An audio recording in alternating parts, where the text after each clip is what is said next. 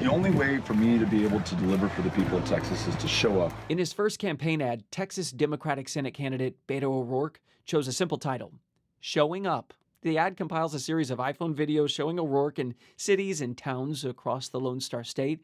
He even drives himself there. It's an obvious jab at Republican Senator Ted Cruz's frequent absence from his home state. Over 407 days, from 2015 to 2016. What was Cruz doing? Something that takes a long time in this country.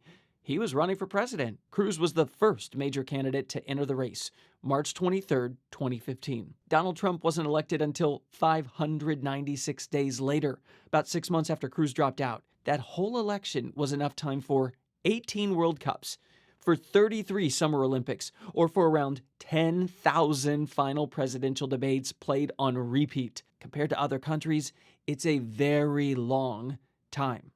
Is it too long? Take Germany, where the president typically announces an election 6 months in advance. Or Mexico, where there are about 150 days to wrap up both party nominations plus the general election. In Israel, campaigns last 101 days. In Australia and the UK, they're usually around 6 weeks long.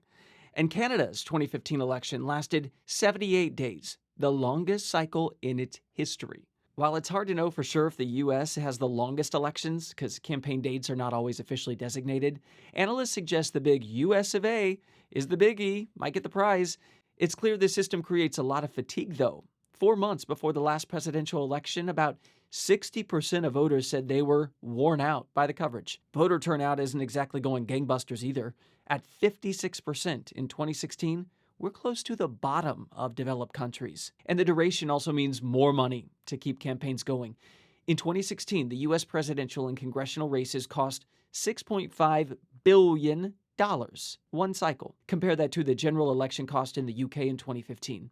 They were under $60 million. That's about 1% of our cost in a country that's about 1/5 our size. But the long length does mean voters have more time to dig into the candidates. A string of scandals can leave voters soured on hopefuls that once seemed strong. And one multi-country study from 2000 found longer campaigns resulted in better-informed voters. Multiple factors have created our long elections, like party primaries and the Jimmy Carter example, where starting early in Iowa helped his national name recognition. All that has turned a race into an ultra-marathon, where only the well-funded and most zealous candidates even get close to the finish line.